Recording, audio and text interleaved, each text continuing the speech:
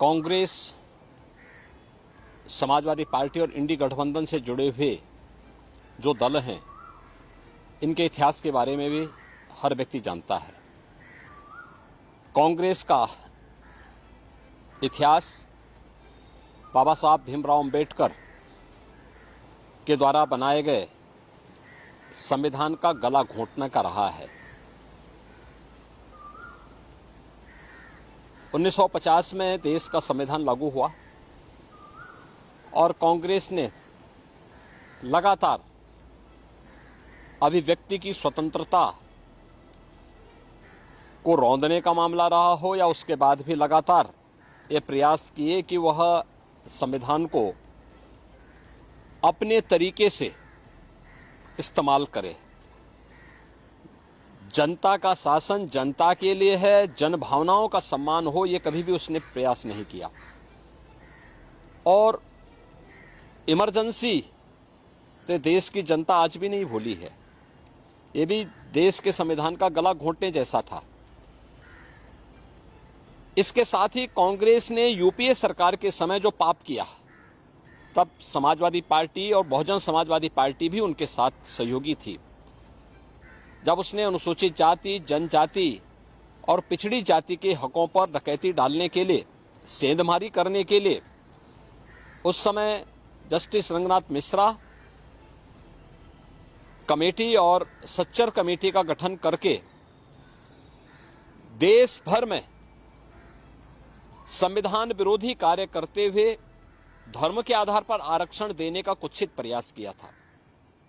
इसके लिए इन्होंने माध्यम बनाया कि 27% जो पिछड़ी जाति के लोगों को मिलने वाला आरक्षण है, उस आरक्षण में 6% पिछड़ी जाति के लोगों को हिस्सा काट करके दे दिया जाए।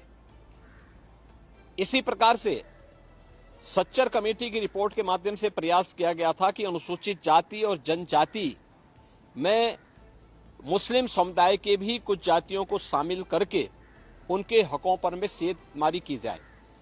तो भारतीय जनता पार्टी थी जिसने उस समय भारी विरोध किया था और भारतीय जनता पार्टी के भारी विरोध के कारण कांग्रेस की मंशा पूरी नहीं हो पाई। कांग्रेस और इंडी गठबंधन से जुड़े हुए दलों के मंसूबे पूरे नहीं हो पाए, अन्यथा वे इस कार्य को उसी समय यूपीए गवर्नमेंट के समय कांग्रेस कर देती। कांग्रेस ने इसकी शुरुआत कर दी है कर्नाटक से।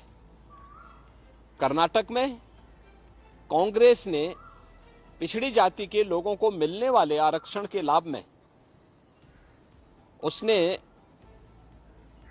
सेंधमारी कर दी है। इलेक्शन कमीशन ने इसके लिए कांग्रेस नेतृत्व की कर्नाटका सरकार को तलब भी किया है। भारतीय जनता पार्टी बाबा साहब भीमराव अंबेडकर, भारत के संविधान निर्माताओं का पूरा सम्मान करती है और उनकी जो मंशा थी, उस मंशा के अनुरूप भारत के संविधान को सर्वोच्च मानते हुए अपने संवैधानिक दायित्वों का ईमानदारी पूर्वक निर्वहन करने की पक्षधर है। भारतीय जनता पार्टी ही एकमात्र पार्टी है जिसने बाबा साहब भीमराव अंबेडकर के मूल्यों और आदर्शों का पूरा सम्मान किया है, पंच तीर्थों का निर्माण किया है और 2025 का वर्ष राष्ट्रीय जनजाति गौरव वर्ष के रूप में मनाने का भी निर्णय भारतीय जनता पार्टी ने अपने संकल्प पत्र में भी इस बात को कहा है। स्वाभाविक रूप से भारतीय जनता पार्टी धर्म के आधार पर किसी भी प्रकार के आरक्षण का विरोधी है, क्योंकि भारत का विभाजन धर्म के आधार पर हुआ था, मजहब के आधार पर हुआ था।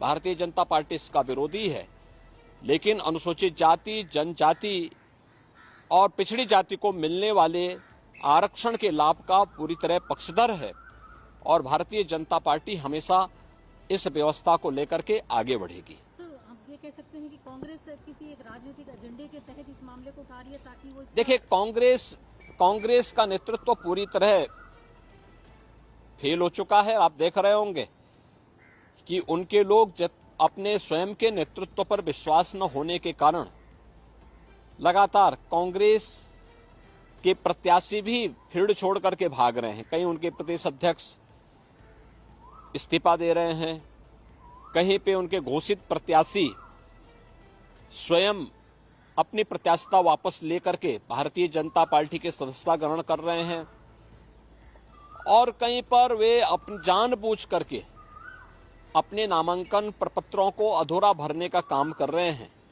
ये नेतृत्व के प्रति इससे बड़ा विश्वास दूसरा नहीं हो सकता है। तो अपनी इस खींच को मिटाने के लिए वह इस ओर जनता का ध्यान न जाए, इसके लिए वह उल जलूल और मनगढ़ंत आरोप लगा करके देश के ध्यान को बांटने का प्रयास कर रहा है। लेकिन ये देश जानता है, इस देश की जनता जनार्दन जानती है, कांग्रेस, समाजवादी पार्टी और इंडी गठबंधन के नेताओं की वास्तविकता को जानती है, और उनके मंसूबों को कभी भी देश की जनता जनार्दन पूरा नहीं होने देगी।